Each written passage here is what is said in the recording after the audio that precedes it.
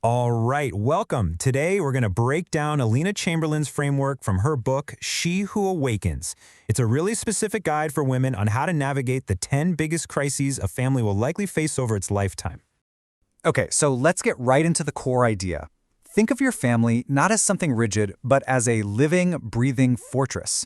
This philosophy says that your family is meant to grow and change, and that every crisis you face isn't a sign of failure. Nope, it's actually a testing ground to see how strong and adaptable you've become. So, here's our roadmap. We're going to walk through the entire life cycle of a family, chronologically. We'll start with building the foundation, move through having kids, tackle the teen years, and then look at what happens when they finally leave home. First up, building the foundation. This is all about that shift from the dreamy honeymoon phase to, well, the reality of everyday life together. The author calls this the move from the honeymoon mirage to the first real tests of your partnership.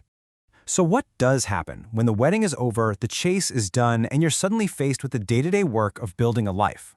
Well, according to this framework, that's exactly where the first crisis begins to take shape. It's a huge transition. And this is so fascinating. The framework maps out the first three big hurdles. First, the idea that a man's hunter instinct can go dormant after marriage, which might feel like he's pulling away. Second, you have the redistribution of roles, figuring out who does what. And third, something called psychosexual calibration, which is really about creating a deep, satisfying, intimate connection. Okay, on to the next major phase, the Great Expansion. And of course, this means the arrival of children. It's a time of incredible joy, for sure, but it also brings some really high-risk challenges to the bond between you and your husband. And here's a crucial point for you as a new mom. The author identifies what she calls the Mother-Hen Trap.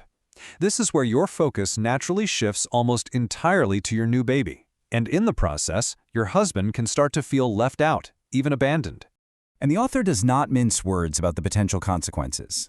This quote is a really stark warning of what could happen if that feeling of being displaced isn't managed carefully within the relationship.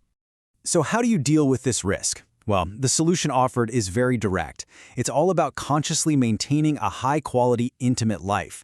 The idea is to create a powerful oxytocin bond that keeps him deeply attached and connected to you, not just to his role as a father. Now we're entering what is, let's be honest, a notoriously tough phase for just about any family. It's that moment when your kid's chaotic teenage years slam right into your own midlife crisis.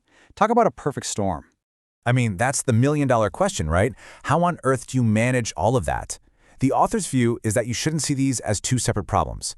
Instead, picture it as one interconnected volcano of emotion erupting in the household. To stabilize things during this eruption, the She Who Awakens philosophy lays out some very clear hierarchical rules.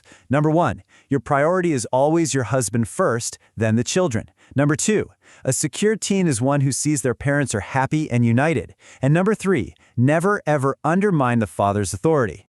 And this quote right here, this really gets to the core of the framework's principle for this stage.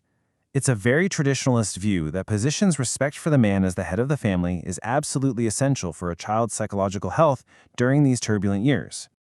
All right, let's move on to the later seasons of family life. And what's really interesting here is that this framework doesn't see this stage as an ending or a decline. It's presented as a brand new beginning with its own challenges, but also some amazing opportunities. So the last kid has flown the coop. Now the entire focus shifts back to just the two of you.